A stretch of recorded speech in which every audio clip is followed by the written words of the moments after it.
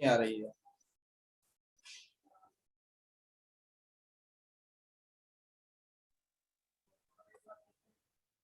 Hello. हाँ sir, आवाज आ रहा है सर। चलो ठीक है, तब क्लास स्टार्ट करते हैं। Yes sir. तो घनत्व हम लोग कल पढ़े थे। एक प्रॉपर्टी होती है, ये ठोस का भी प्रॉपर्टी होता है और द्रव का भी प्रॉपर्टी होता है और गैस की भी प्रॉपर्टी होती है। लेकिन हम इस समय किसकी प्रॉपर्टी पढ़ रहे हैं? तरल की प्रॉपर्टी। तो तरल का घनत्व क्या होता है कि तरल का कितना द्रव्यमान है अपान कितना आयतन है। इन दोनों को अगर डिवाइड, द्रव्यमान को आयतन से डिवाइड करेंगे तो घनत्व मिल जाएगा। कल बताए थे द्रव्य। और वैसे ही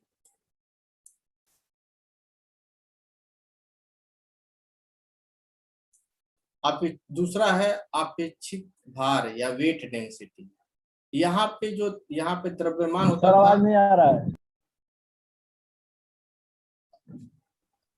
सबको दिक्कत आवाज नहीं आ रहा है? नहीं सर, आ रहा है आवाज। तो अगर आवाज आपका नहीं आ रहा तो आपका सर नेटवर्क क्लियर नहीं आ रहा है सर। देखो, अब अगर आपको आवाज क्लियर नहीं है तो आपके वहां नेटवर्क का इशू होगा, क्योंकि नहीं अगर सर, नेटवर्क पूरा है सर, आवाज नहीं आ रहा है। सर आपका नेटवर्क सही नहीं है उधर से, अच्छा, तो आयुष क्लियर नहीं आ मिश्रा रहा जी। है। जी सर। अब देखो, यहाँ का नेटवर्क अगर नहीं सही है तो ये सही नहीं हो पाएगा, इसी में कोशिश अरे करिए। सर, सही है नेटवर्क सर, आवाज क्लियर आ रहा है सर। अगर देखो यहाँ नेटवर्क खराब होता है तो सबको आवाज नहीं आती। अगर किसी को भी आवाज आ रही है, देखो नेट चैट में भी बच्चे बोल रहे हैं आ रहा है आवाज। ठीक है, तो हम स्टार्ट आ करते रहा है हैं। सर, ये सब दियात में है सर, आयुष है। देखो पहला, दियात कैसा? अरे ये कोई क्या था दियात जी? पेड़ पे चढ़ जाओ, पेड़ पे अभी आवाज आ जाएगा नेटवर्क। ये कौन सा भाषा है विपिन? हमको बिहार में है, बोलने का ढंग नहीं है तुमको। आयुष शांत हो जाओ। मजाक तो नहीं, बना लिए। नहीं तो अभी हम सबको, रुको, सबको म्यूट करते हैं। पढ़ाइए सर, आप शांत हो जाओ लो। सबको अनम्यूट कर, ओमकार म्यूट तुम कर। ज्यादा बोल रहे हो। अब कोई भी दिक्कत होगा तो आप चैट में लिखेंगे।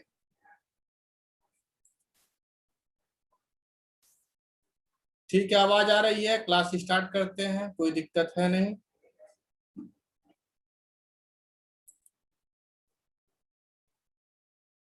देखो, कल पहला हो गया था घनत्व हो गया था, दूसरा अपेक्षित भार हो गया था यानी वेट डेंसिटी।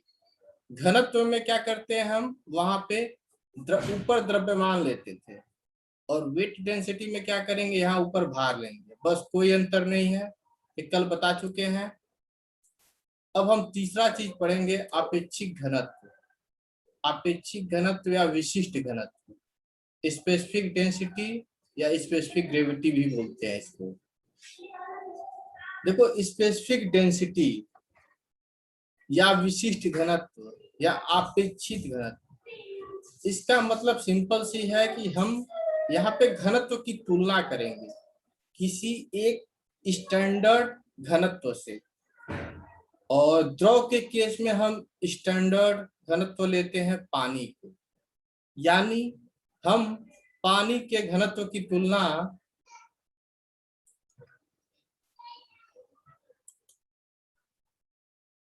कौन है जी लाइन खींच रहा है? आप खींचे, गधे हो तुम लोग एकदम पूरा।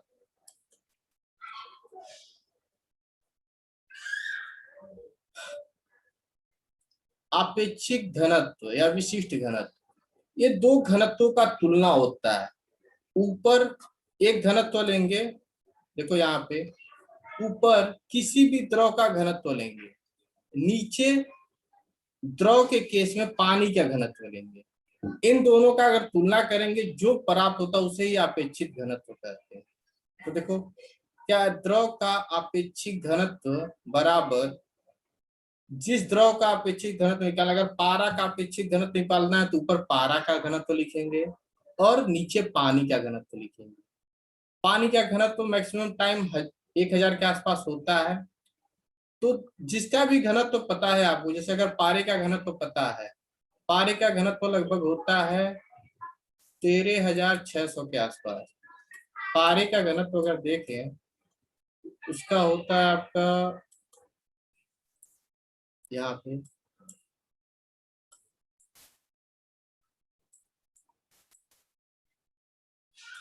13,600।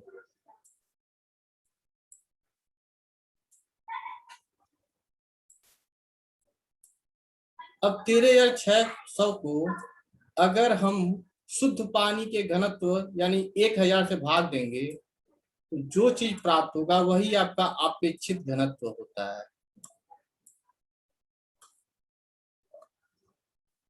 ठीक है, तो एक बार ऊपर हम देख लेते हैं क्या लिखा हुआ है।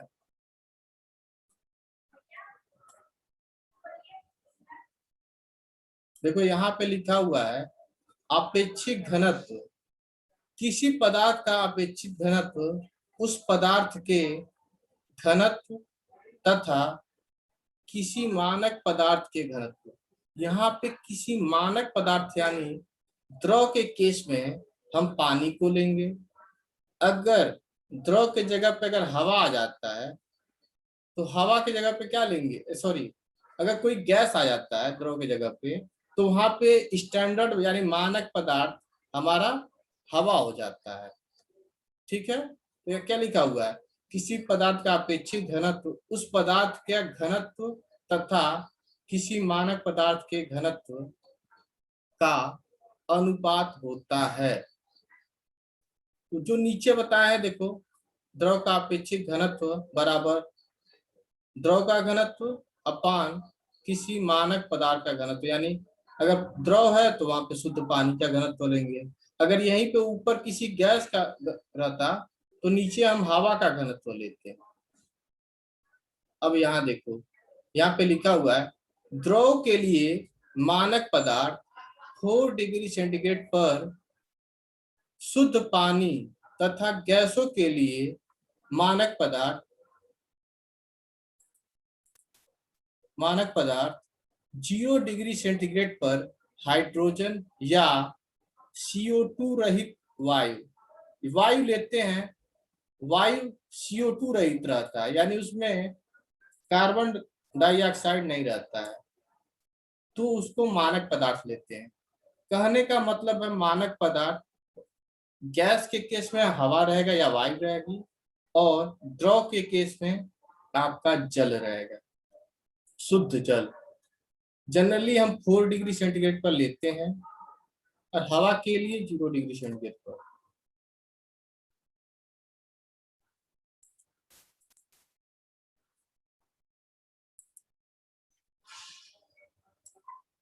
देखो ये कुछ नहीं है, दो डेंसिटी का रेशियो है।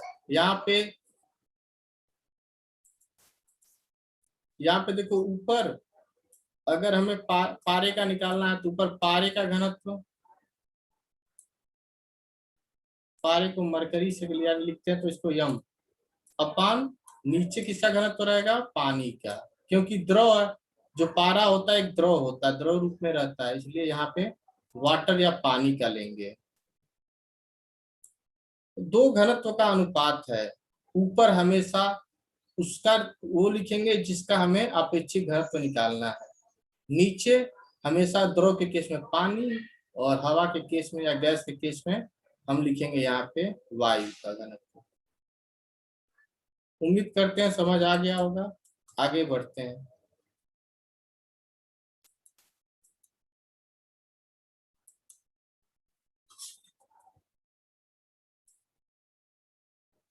देखो यहाँ पे लिखा हुआ है अपेक्षित घनत्व बराबर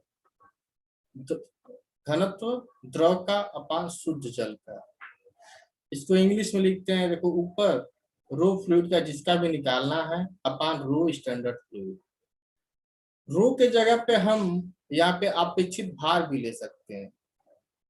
यहाँ पे मानो घनत्व ले रहे हैं, घनत्व के जगह पे अपेक्षित भार भी लिख सकते हैं। तो ऊपर हमारा अपेक्षित भार होगा जिस द्रव का निकालना है अपेक्षित घनत्व उसका, और नीचे होगा शुद्ध जल का अपेक्षित घनत्व। घनत्व भी ले सकते हैं और अपेक्षित घनत्व भी ले सकते हैं, लेकिन इतना ध्यान रखना है अगर ऊपर अपेक्षित घनत्व ले रहे हैं तो नीचे भी अपेक्षित घनत्व रहेगा। अगर सिर्फ घनत्व ले रहे हैं तो ऊपर भी घनत्व रहेगा, नीचे भी घनत्व रहेगा।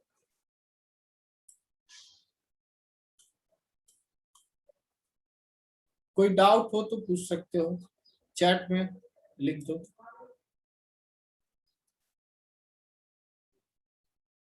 विकास अटेंडेंस भेज देना, प्रियांशु सेक्शन सी का तुम भेज देना, और सेक्शन ए का कोई भी हो तो भेज देना।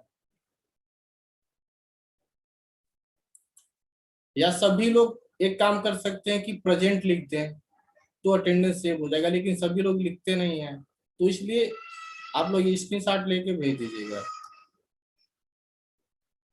कौन सा चैप्टर पढ़ा रहे हैं बच्चा? पहला चैप्टर पढ़ा रहे हैं। आयुष कुमार, आप पहले दिन आए हैं तो क्या समझ आएगा। हाइड्रोलिक सब्जेक्ट पढ़ा रहे हैं और उसमें पहला चैप्टर है इंट्रोडक्शन। इंट्रोडक्शन मतलब परिचय, हम सब्जेक्ट का परिचय पढ़ रहे हैं, परिचय हम बता चुके हैं। फिर अब जल का क्या क्या गुण होता है, यानी किसी भी द्रव का गुण पढ़ रहे हैं।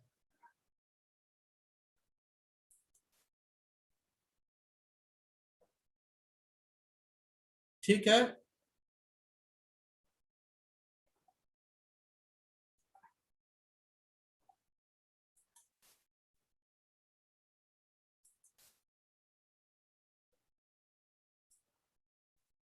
अब आगे बढ़ते हैं।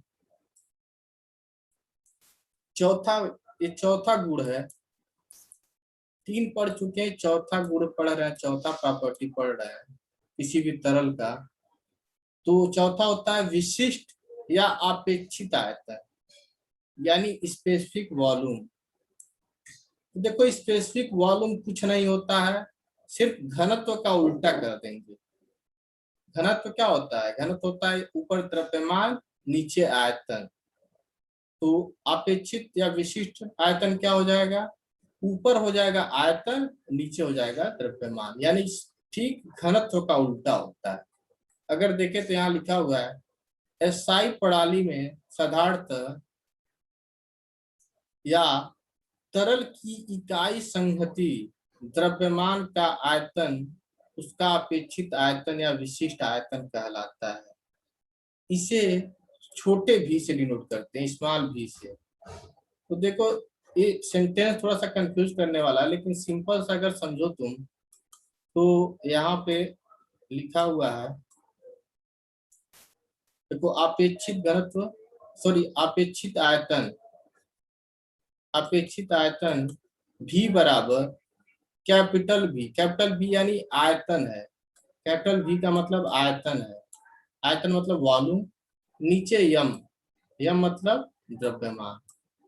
यानी अपेक्षित आयतन जो होता है आपका स्पेसिफिक वॉल्यूम, वो आयतन अपान द्रव्यमान, इन दोनों का जो रेशियो प्राप्त होता है उसे ही अपेक्षित आयतन कहते हैं।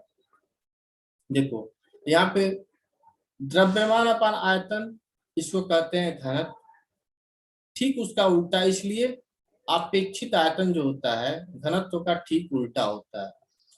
देखो यहाँ पे लिखा हुआ है अपेक्षित आयतन इज इनवर्सली प्रोपोर्शनल टू रो, यानी घनत्व का ठीक उल्टा होता है और कुछ नहीं होता है।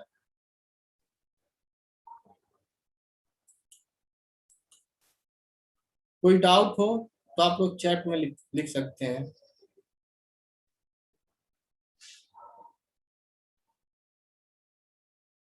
कोई डाउट?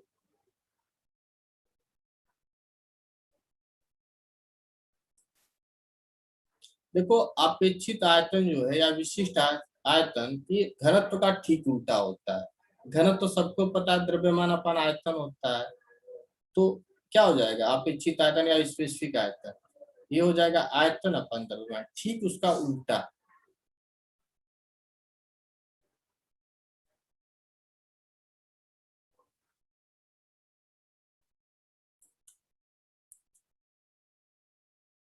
इसके बाद हम लोग चलेंगे नेक्स्ट टॉपिक पे। हमारा नेक्स्ट जो है पांचवा गुण है। पांचवा गुण आपका है कंप्रेसिबिलिटी। कंप्रेसिबिलिटी या संपीड्यता।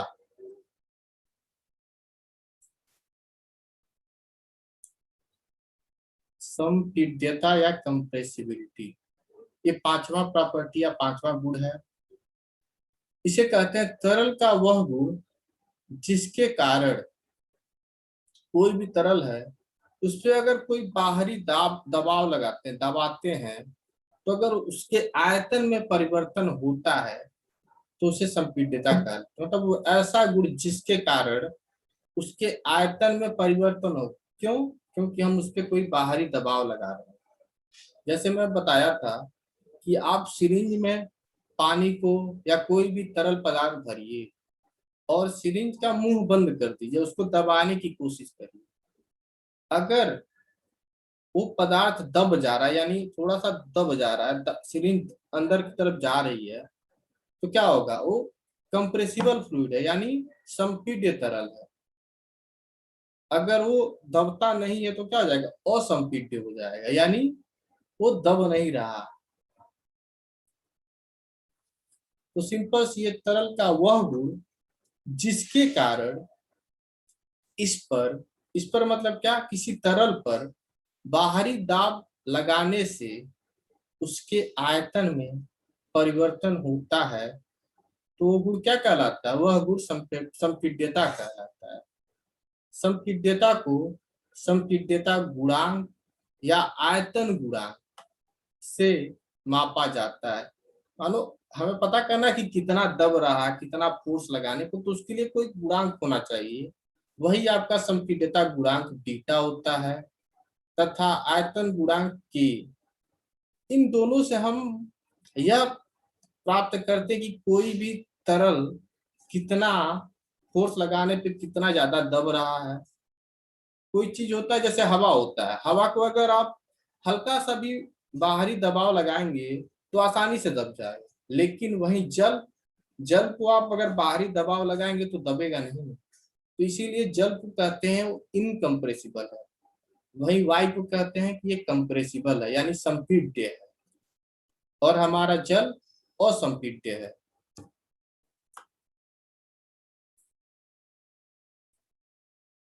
अब देखो, जो बीटा होता है, बीटा कंप्रेसिबल फैक्टर, बीटा को क्या, बीटा बराबर हो जाता है 1/k, यानी ये बल्क मॉडुलस के उल्टा होता है। यहाँ पे लिखा है ना आयतन गुणांक। आयतन गुणांक और ये बीटा और के दोनों एक दूसरे के अपोजिट होते हैं। देखो यहाँ पे लिखवाए हैं,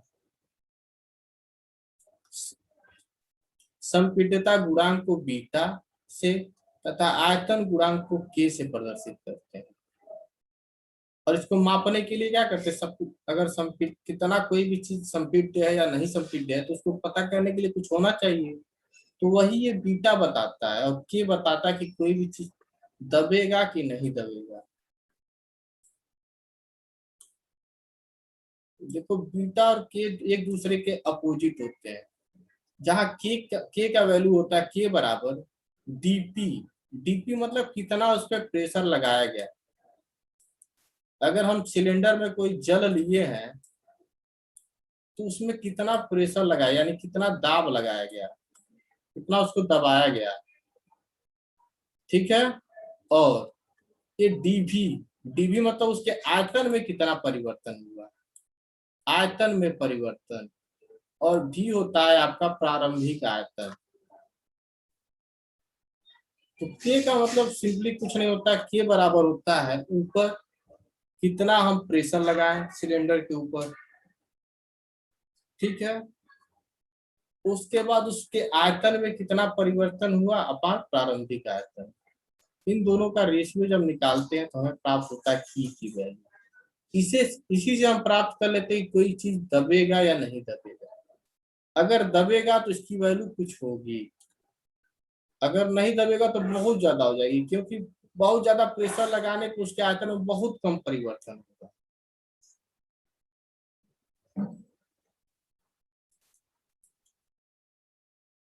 देखो अगर मानो अगर हम 100 न्यूटन का फोर्स लगा रहे हैं और वो दब के परिवर्तन हो जा रहा है, कुछ 50 का परिवर्तन हो जा रहा है, तो इसकी वैल्यू 2 हो जाएगी,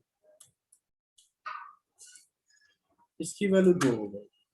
लेकिन अगर सिरिंज के ऊपर हम दबाव लगा रहे हैं, पानी पानी ले लो, पानी को बहुत ज्यादा दबाएंगे, अगर इस पे 10,000 का फोर्स लगाएंगे तो बहुत कम परिवर्तन होगा, 2 का परिवर्तन होगा। तो 10,000 अपन 2 बहुत ज्यादा हो गया। यानी अगर के की वैल्यू बहुत ज्यादा है तो मतलब हमें बहुत ज्यादा फोर्स लगाना पड़ेगा उस चीज को दबाने के लिए। अगर के की वैल्यू कम है तो हम आसानी से उस द्रव को या तरल को दबा सकते हैं, हल्का सा भी प्रेशर लगा के। ठीक उसी का उल्टा आपका बीटा हो जाता है। बीटा बीटा बताता है कि किसी को दबाने के लिए ठीक उल्टा समझ लो, अगर बीटा की वैल्यू कम है तो दब जाएगा, अगर बीटा की बहुत वैल्यू बहुत ज्यादा है तो नहीं दबेगा। तो इसी का ठीक के का ठीक उल्टा देखो यहाँ लिखा हुआ है बीटा। ठीक इसको ऊपर कर दिया गया, इसको नीचे कर दिया गया। यहाँ पे देखो बीटा की वैल्यू आ गई, फार्मूला इसका यूनिट होता है मीटर स्क्वायर पर न्यूटन। कोई डाउट है चैट में लिख सकते हैं।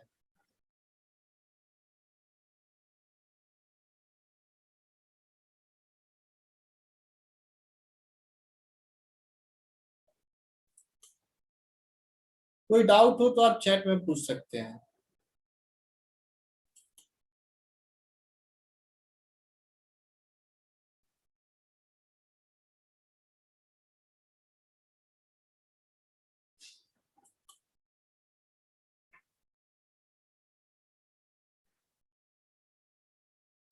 आयुष कुमार, तो बाबू अगर समझ नहीं आ रहा तो थोड़ा सा जो मैं नोट्स भेजा हूँ उससे पढ़िए। अगर फिर भी नहीं समझ आता है तो मुझे फोन पे आप समझ सकते हैं, फोन करिए मैं पढ़ा दूंगा आपको, फोन पे समझा सकता हूँ। या तो आप यूट्यूब पे जब लेक्चर पढ़ेगा तो वहां से पढ़ लीजिएगा, या किताब पढ़ने की कोशिश करिए। किताब अगर ले लीजिए, अगर वहां से समझ आए तो समझिए। पर देखिए अब पिछला क्लास किए होते तो थोड़ा सा समझ आता है, अब पहला दिन आया तो थोड़ा सा दिक्कत तो होगा।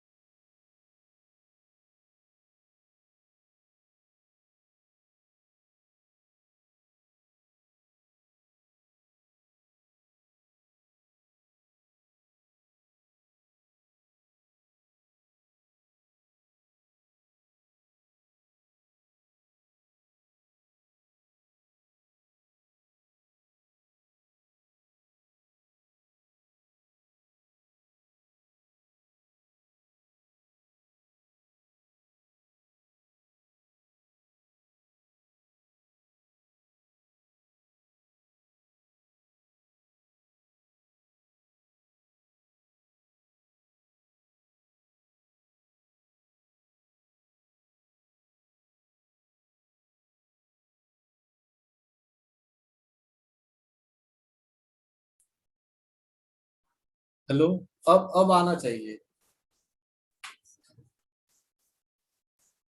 नेटवर्क गायब हो गया तब से, इसकी नेट आवाज नहीं आ रही थी। चलो ठीक है, अब आवाज आ रही है। यही दिक्कत होता है इसमें। अब देखो हम आज क्या क्या पढ़े, एक बार देख लो इसको अच्छे से। पहला तो अपेक्षित घनत्व पढ़े हैं, विशिष्ट घनत्व, स्पेसिफिक डेंसिटी इसको कहते हैं, स्पेसिफिक ग्रेविटी कहते हैं।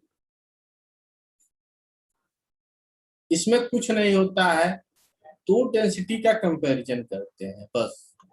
ऊपर जिसका अपेक्षित घनत्व निकालना है उसको लिखिए, नीचे कोई मानक पदार्थ ले लीजिए, जैसे द्रव के केस में जल ले लीजिए।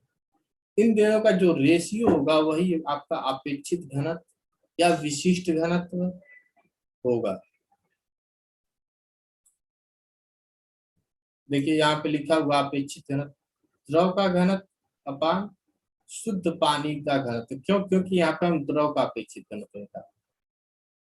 दूसरा हम पढ़े थे आज विशिष्ट आयतन। विशिष्ट आयतन कुछ नहीं होता है, विशिष्ट आयतन या स्पेसिफिक वॉल्यूम एक घनत्व का ठीक उल्टा होता है। घनत्व का ठीक उल्टा, देखो यहाँ पे घनत्व का ही खेल चल रहा है हर जगह। ऊपर भी हम घनत्व देखे थे, वहां पे दो घनत्व का कंपैरिजन था। यहाँ पे विशिष्ट आयतन या विशिष्ट स्पेसिफिक वॉल्यूम, वो भी घनत्व का ठीक उल्टा है। देखो विशिष्ट आयतन अपन 1 by घनत्व। तीसरा चीज हम पढ़े कंप्रेसिबिलिटी। कंप्रेसिबिलिटी कुछ नहीं है, ये बताता है कि कोई चीज, कोई द्रव है या कोई गैस है, वो दबेगा या नहीं दबेगा। अगर दबता है तो कंप्रेसिबल फ्लूइड होगा, अगर नहीं दबेगा तो इनकंप्रेसिबल यानी असंपीड्य होगा। अगर आपको इसको देखना है प्रैक्टिकल लाइफ में, तो एक सिरिंज लीजिए, सिरिंज का नीडल निकाल लीजिए, सुई निकाल लीजिए, और उसका जो छिद्र होता है जिधर से पानी निकलता है उसको बंद करिए। फिर क्या करिए, सिरिंज को दबाने की कोशिश करिए। कब? एक बार पानी डाल के, एक बार हवा डाल के। तो जो चीज दबेगी वो कंप्रेसिबल होगा यानी संपीड्य होगा, यानी कंप्रेस कर सकते हैं। जो चीज नहीं दबेगी वो आपका इनकंप्रेसिबल होगा यानी असंपीड्य होगा। और इसी कंप्रेसिबिलिटी को मापने के लिए दो चीज, एक गुणांक होता है, एक होता है बीटा यानी जिसे संपीड्यता गुणांक कहते हैं, कंप्रेसिबिलिटी फैक्टर, और दूसरा होता है बल्क मॉडुलस या आयतन गुणांक, जिसे के से प्रदर्शित करते हैं। बीटा और के एक दूसरे के विपरीत होते हैं यानी उल्टा होता है।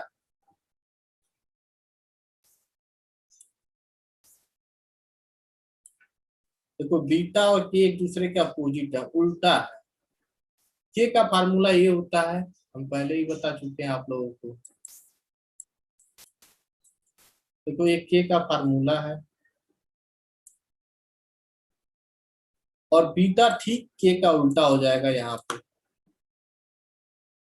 बीटा का जो यूनिट होता है, मात्रक होता है, मीटर स्क्वायर पर न्यूटन होता है। यहाँ तक समझ आ गया हो तो आगे बढ़ा जाए।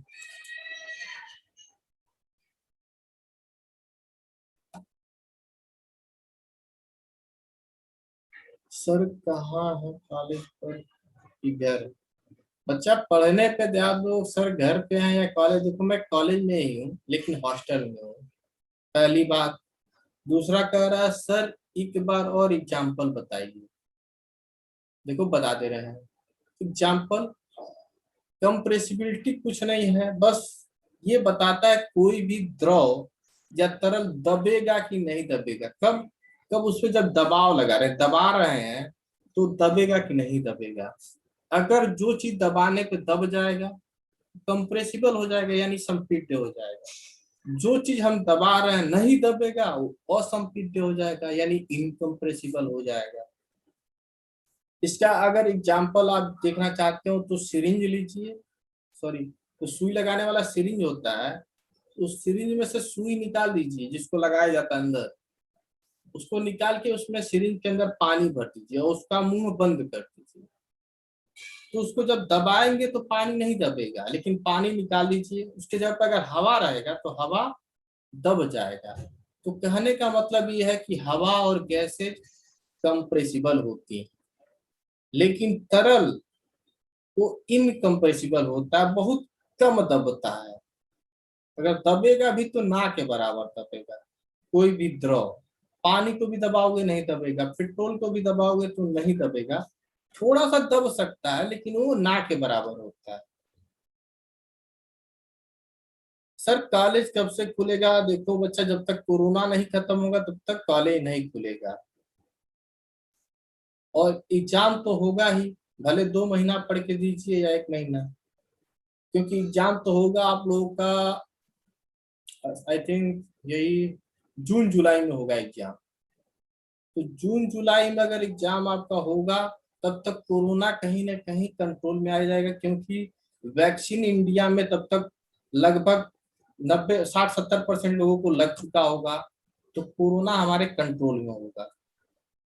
ठीक है, कोरोना कंट्रोल में होगा तो एग्जाम तो होगा ही होगा। फर्जी वैक्सीन नहीं है बच्चा। देखो वैक्सीन लगाओगे तो इतना है कि मरने के चांस कम हो जाएंगे। अगर वैक्सीन नहीं लगवाओगे तो मर सकते हो कोरोना होने पे। देखो बस वैक्सीन का फायदा यही है कि कम लोग मरेंगे। अगर वैक्सीन लग जाएगा तो कम लोग मरेंगे, इसलिए वैक्सीन लगवाइए। देखिए हम 1 तारीख को वैक्सीन लगवाने जा रहे हैं।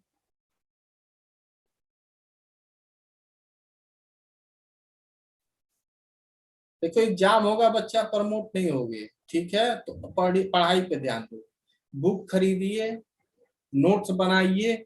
जब मैं नोट्स पहले ही भेज देता हूं तो आप लोग क्या कर सकते हैं कि नोट्स लिख लीजिए कॉपी में।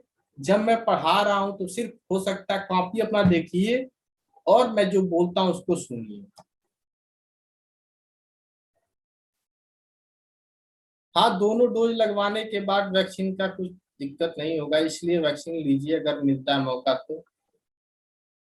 उसी से कंट्रोल होगा कोरोना, और कोई ऑप्शन नहीं कंट्रोल करने का। और उम्मीद है कि 1 डेढ़ महीने में कोरोना कंट्रोल हो जाएगा, उसके बाद आपकी क्लास भी चलेगी और एग्जाम भी होगा। पेपर कब होगा? पेपर देखो जून जुलाई में होगा, उम्मीद यही है। ऑनलाइन एग्जाम नहीं होगा, ऑफलाइन एग्जाम होगा। आपको आके एग्जाम देना है।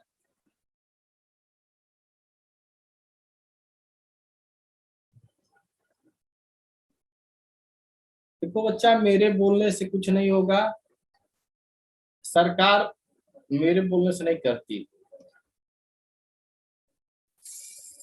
तो आप लोग सीरियसली पढ़ाई पे ध्यान दीजिए, बस वही एक ऑप्शन है जिससे आप पास हो सकते हैं। बाकी कोई ऑप्शन नहीं है कि पिछली बार की तरह इस बार। देखो इस बार लॉकडाउन क्यों नहीं लग रहा है? क्यों? क्योंकि सरकार वैक्सीनेशन पे ध्यान दे रही है और छोटे छोटे चीजों पे लॉकडाउन कर रही है, इसलिए एग्जाम होगा 100%।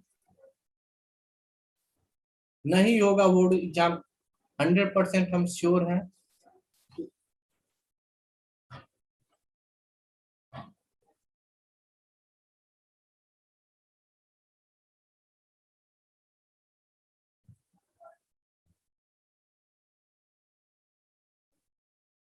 घर पे पढ़ाई पे मन नहीं लग रहा, क्या करें? देखो एक बार मन लगा लो फिर अपने आप लगने लगेगा। देखो कोई भी चीज जब समझ आने लग